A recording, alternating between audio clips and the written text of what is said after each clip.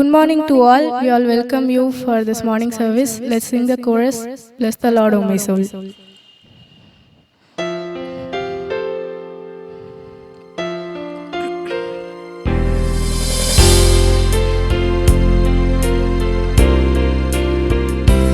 Bless the Lord, O my soul, oh my soul. I worship His holy name. Sing like never before, oh my soul. I worship Your holy name. The sun comes up, it's a new day dawning. It's time to sing Your song again. Whatever may pass and whatever lies before me, let me be singing till the evening comes. Bless the Lord, oh my soul, oh my soul. I worship His holy name. Sing like never before, oh my soul. I worship Your holy name. You're rich in love and You're slow to anger. Your name is great and Your heart is kind. For all Your goodness I will keep on singing. 10,000 reasons for my heart to find. Bless the Lord, oh my soul, oh my soul. I'll worship His holy name. Sing like never before, oh my soul. I'll worship Your holy name. I will worship Your holy name.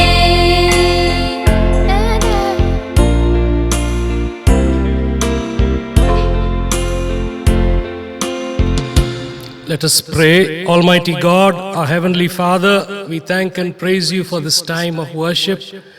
Lord, even though we are distanced by our homes as we worship You, we know, Lord, we can join our hearts together and unite our hearts together to look up to You and worship the living God.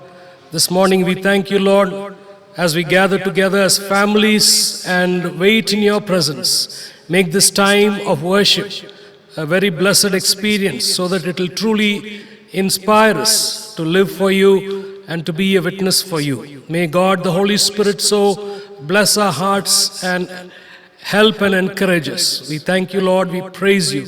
We give You all the glory. We ask this prayer with thanksgiving in Jesus' precious name. Amen. Let's sing this hymn, This is My Father's World, and to my listening ears, all nature sings. It's hymn number 45 in our hymnal.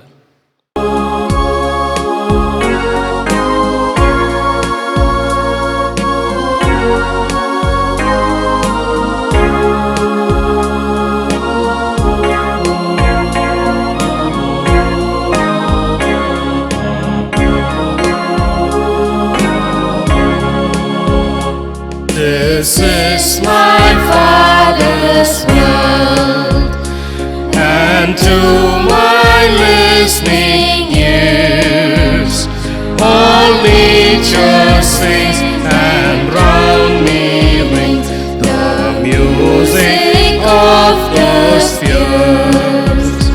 This is my Father's world. I rest in the thought of rocks and trees, of skies and seas, yes, and the wondrous throng. This is my Father's world. The birds their carols raise, the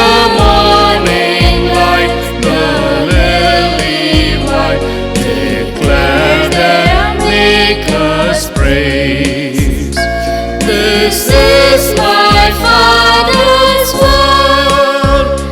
He shines in all that's fair. In the rustling grass I hear Him pass. He speaks to me everywhere. This is my Father's world. Oh, let me never forget that though the road seems fought so strong, God is the ruler yet. This is my Father's world. Why should my heart be sad? The Lord is King. Let the heavens ring. God reigns. Let me heart be glad.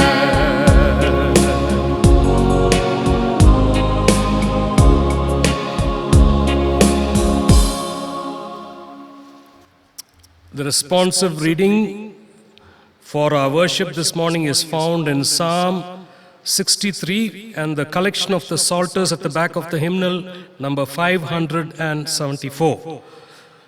Thou art my God. O God, thou art my God, I seek thee. My soul thirsts for thee, My flesh faints for thee. as in a dry and weary land where no water is. So I have looked upon thee in the sanctuary, Beholding thy power and glory, because thy steadfast love is better than life. my lips will praise thee. I will bless thee as long as I live. I will lift up my hands and call upon thy name. My soul is feasted as with marrow and fat. And my mouth praises thee with joyful lips. When I think of thee upon my bed, And meditate on thee in the watches of the night. for thou hast been my help. And in the shadows of thy wings I sing for joy. My soul clings to thee. Thy right hand upholds me.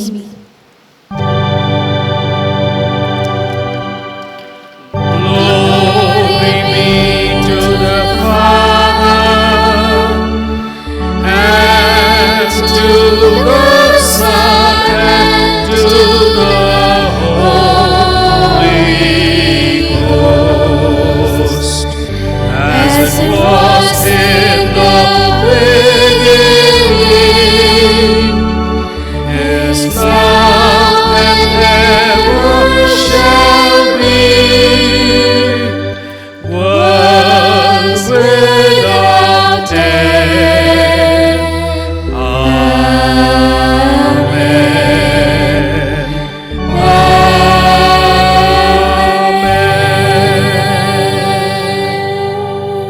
Amen. The psalmist says, because thy steadfast love is better than life, my lips will praise thee. The steadfast love of the Lord never ceases. That's what Jeremiah says. So this morning, with that assurance, let's go into this time of prayer, asking God the Spirit to sweep over our souls.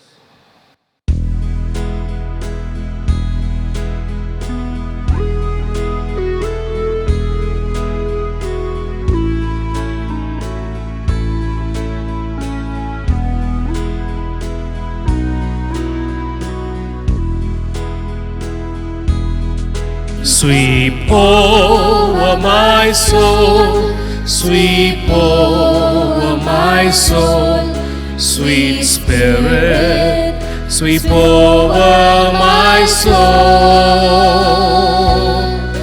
My rest is complete as I sit at His feet.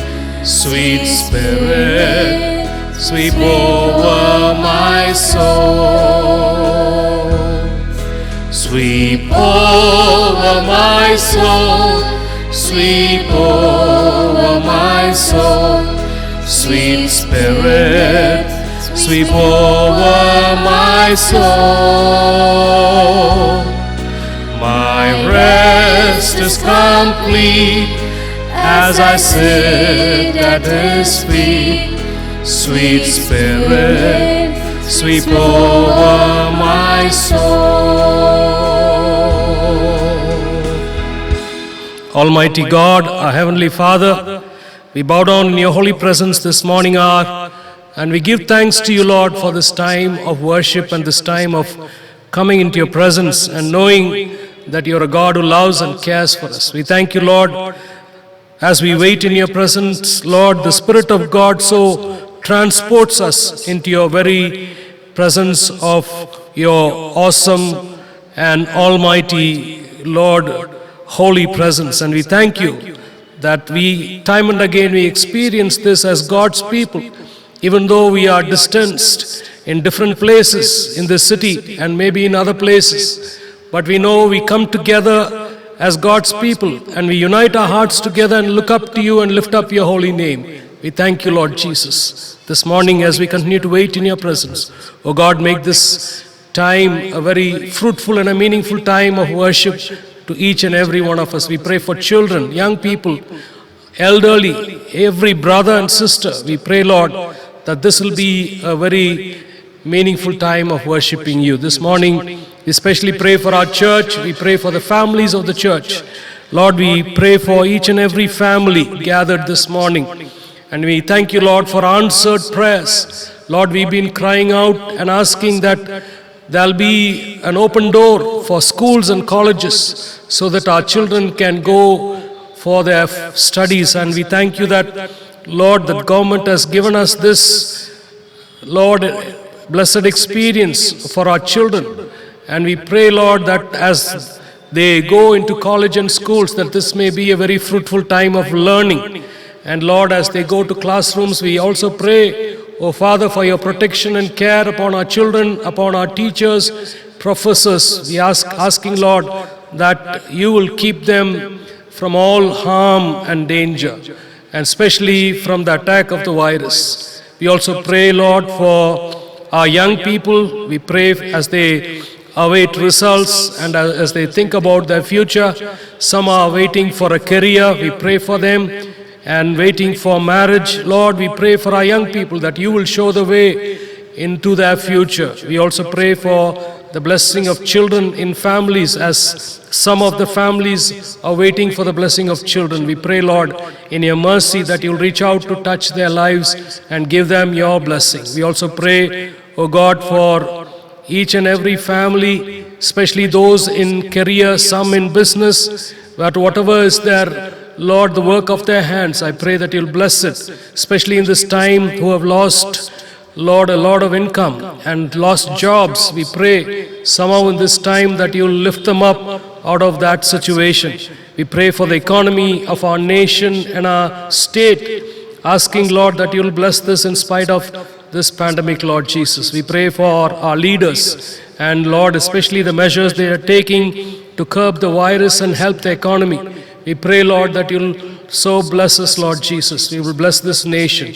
We pray also for the Methodist Church in India. We pray for Episcopal leaders, Bishop Dr. and Mrs. E.D. Esrathanam. We pray for all the conference officers, district superintendents, pastors, evangelists, deaconess, heads of institution. Lord, we pray for each and every worker, asking for your blessing and your protection. Lord, even as we look forward to the Chennai Regional Conference, Lord, we pray that this may be possible according to your will and purposes, and that in everything, Lord, over and about every human effort, Lord, we pray that the will of God will prevail. We also pray, oh God, for our neighborhood. We pray for our outreach churches, our own pastors and evangelists, and for every outreach, Lord Jesus. Especially we remember the project at Tamarapadi, asking, Lord, that you will bless this project and you'll meet all the needs according to your riches and glory. We thank you, Lord, because you're a God who answers prayers. Lord, we thank you for our team. We thank you for these dear children who have joined us to help us with this time of worship. I pray, O Father, that we, as we put our efforts together, all this may bring glory to your holy name. And Lord, that your blessing will rest upon this online team. We thank you, Lord, for this time as we await the blessing of the word.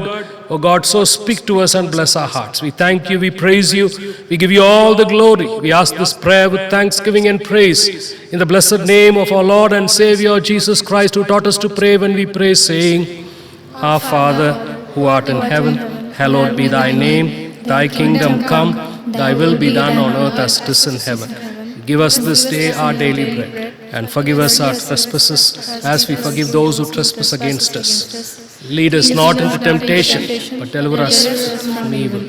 For thine is the kingdom, the power and the glory, forever and ever. Good morning and welcome to this morning worship service. I want to thank Brother Sunny John for sharing God's word last week. Thank you, brother.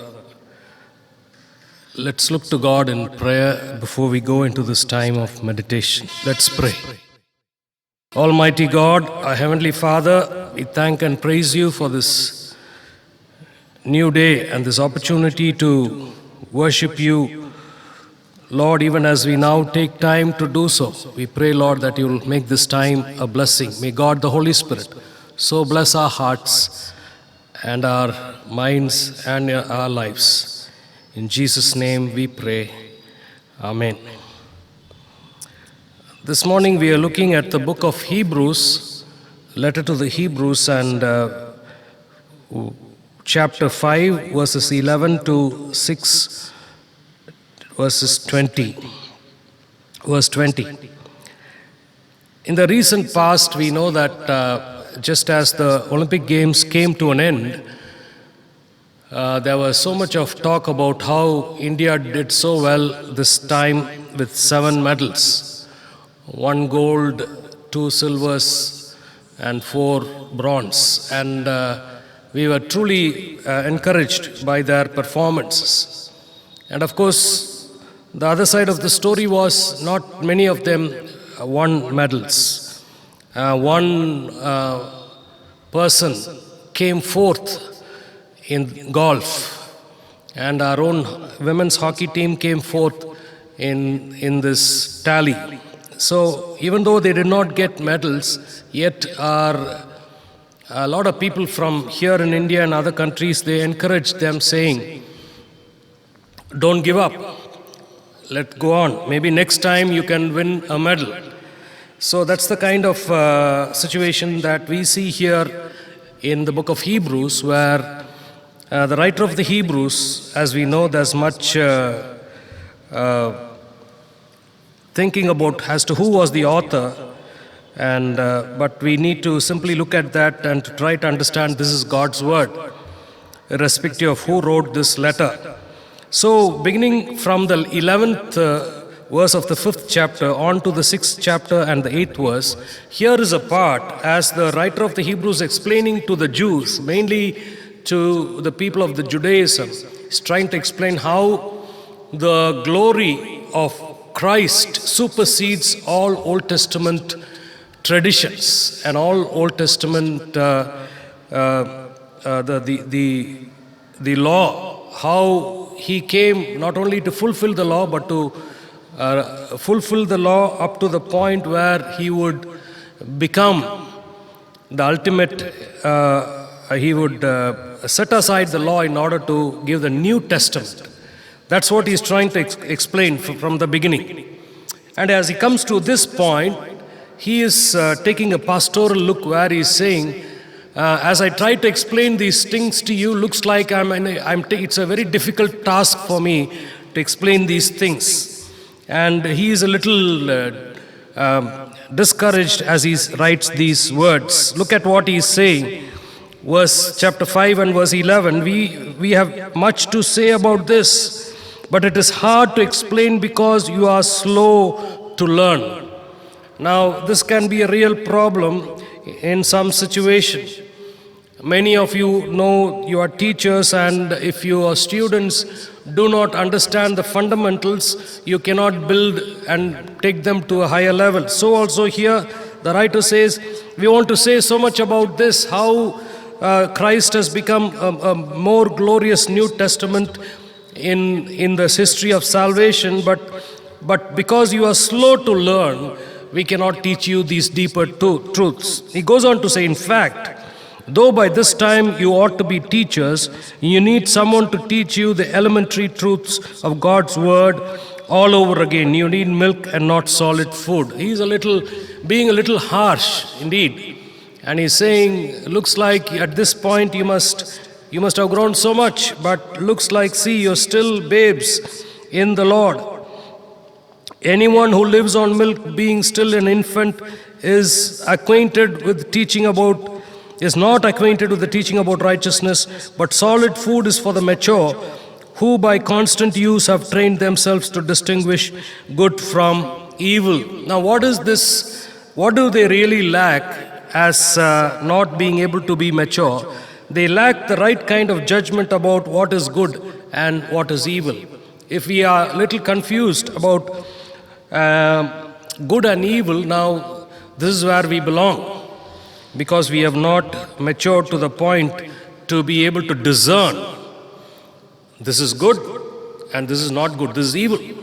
So that is the Spirit of God who gives us that kind of an understanding. And the writer of the Hebrews is saying, you have not come to that point. So, therefore, he continues on.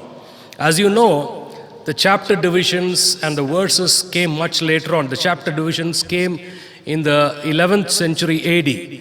And the verses came in the 13th, a little after 13th century. So, even though there are these chapters divided by these persons, we know at some point the continuation is there. But of course, because the chapters are there, they are very, very helpful to us in order to identify certain passages. And so, this morning, as we think about our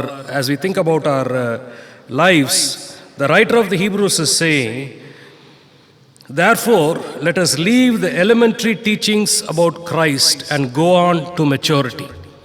The Authorized Version or the King James Version will say, let's go on to perfection.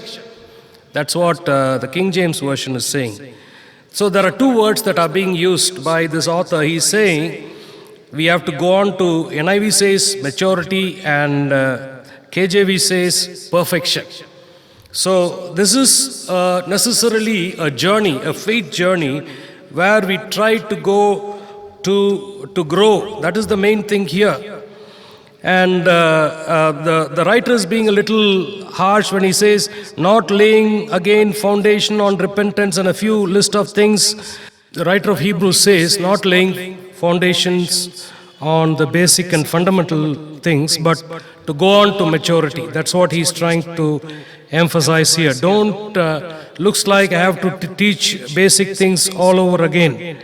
And that's what he's a little discouraged about. Thereafter, he goes on to say, from verses 4 to 6, 4 to 8, in fact, talks about how because some people are a little disheartened and discouraged in their walk with the Lord, they tend to go back on their faith.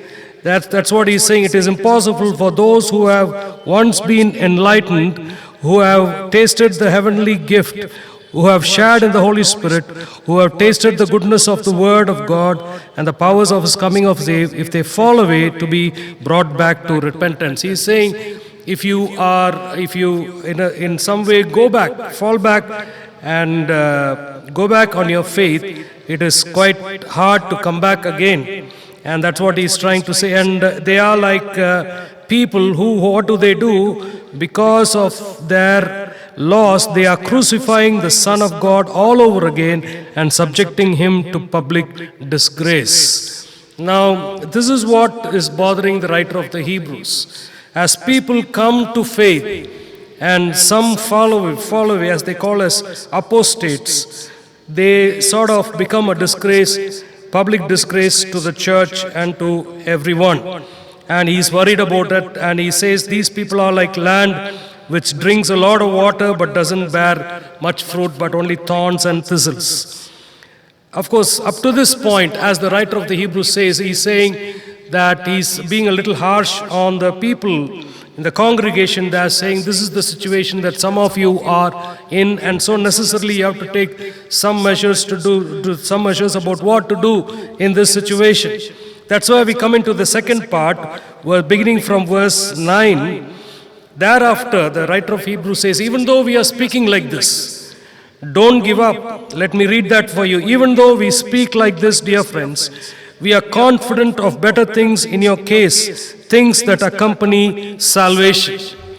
Even though there are different levels of people in different levels in their faith, in a church, not everybody is in the same level of faith and thinking.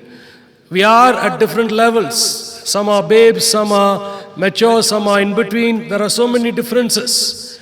But it is not my job or your job to judge a person and say, he is in this level. That is not our job. Our job is to take care of our own faith walk with God. This morning, even as God accepts everybody, He accepts everybody, irrespective of where they are in their faith level and in their walk with God.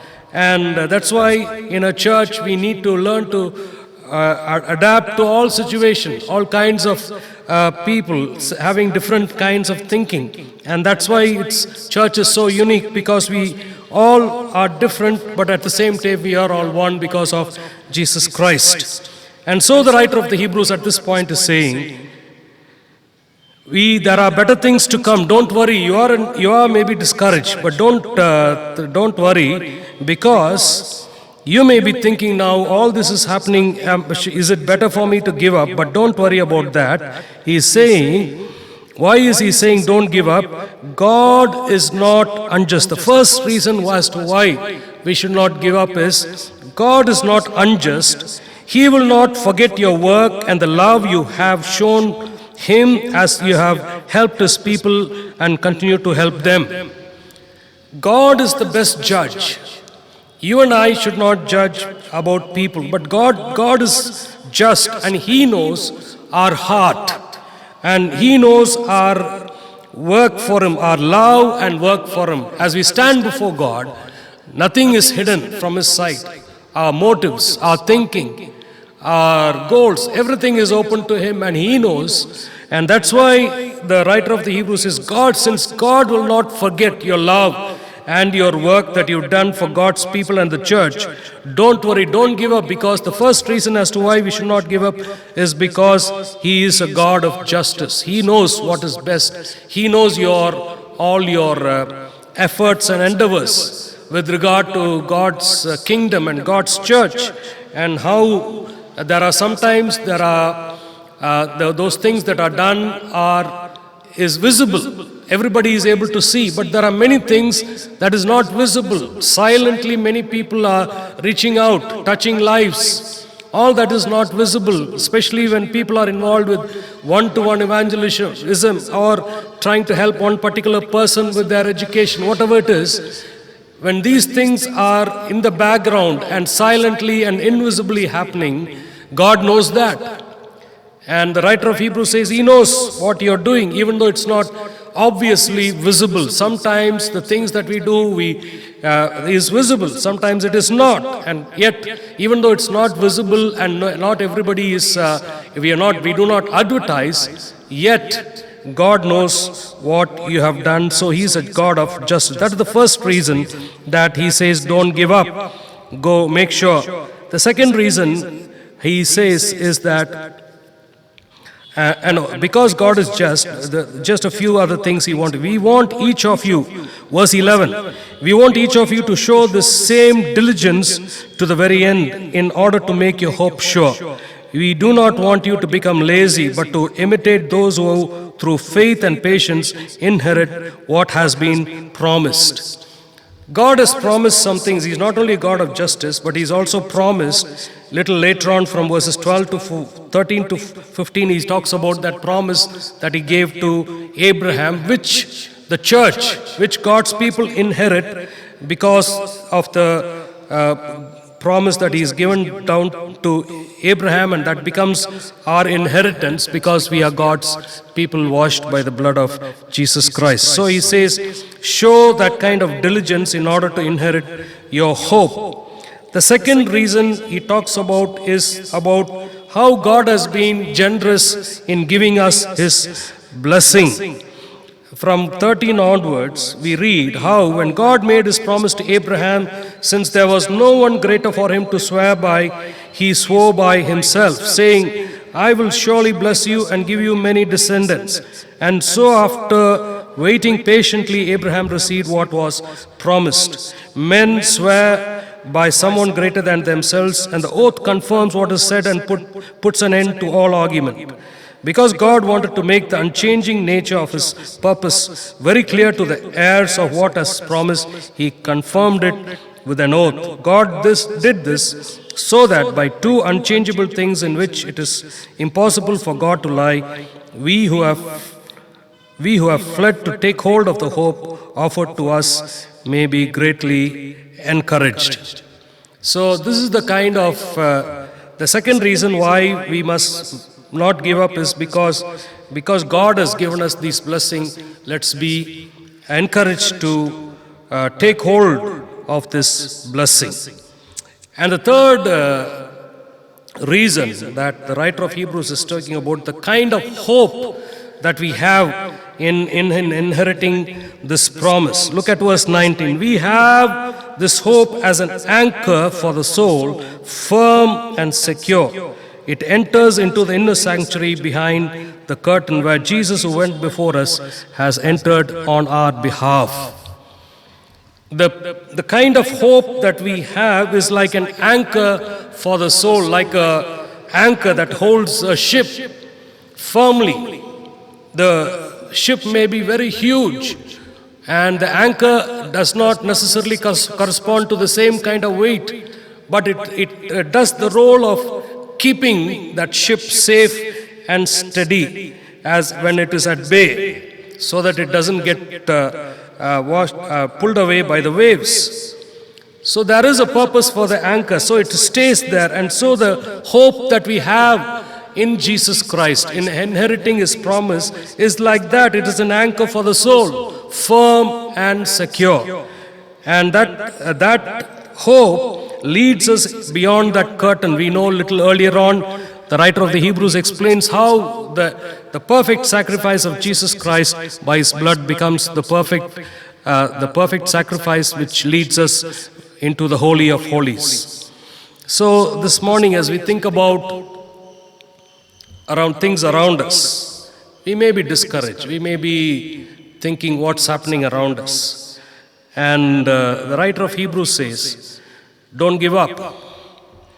Even though he's warning about not falling away, he also says that God is just. He knows what he knows your efforts. So don't, even though your efforts are little, the call for the church is that God is not asking us to do something that is beyond us, that's something that we cannot do. God is just asking, put in your bit of the effort.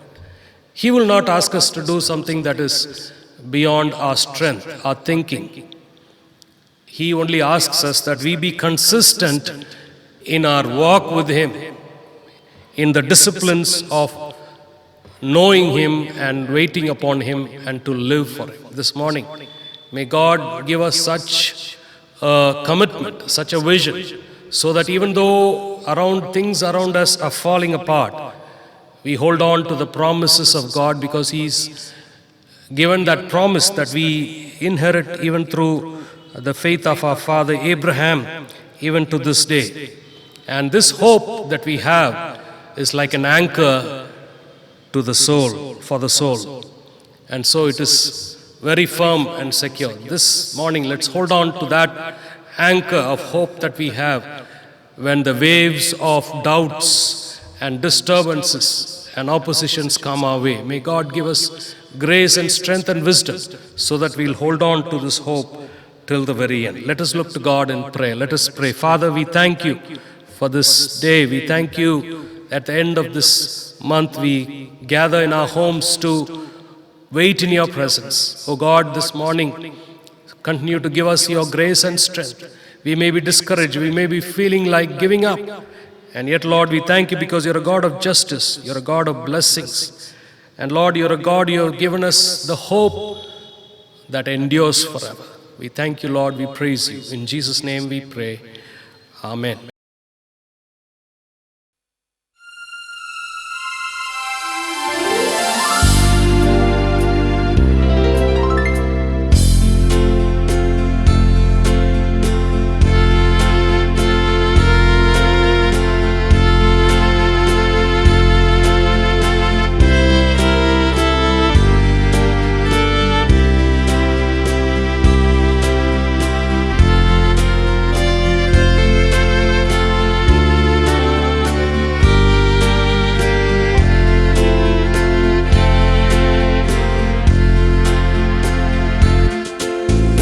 Breathe on me, breath of God. Fill me with life anew, that I may love what thou dost love, and do what thou wouldst do. Breathe on me, breath of God, until my heart is pure, until with thee I will one will to do and to endure.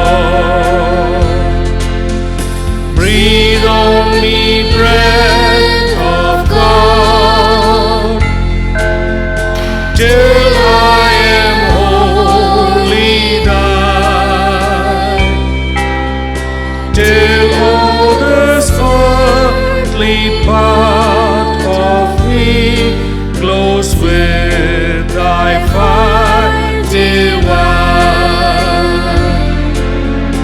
Breathe on me, breath of God, so shall I never die, but live with thee the perfect life of thy eternity.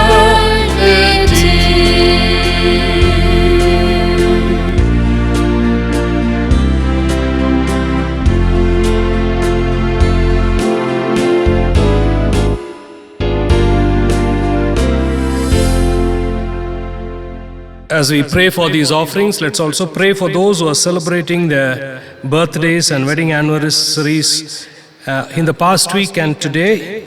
Birthdays: Catherine Balraj, Ian Gabriel Victor, Mr. J. Augustine Gladson, Miss Preeti Asir Raja, Miss Hyland Suresh, Steffi Justin, Mr. K.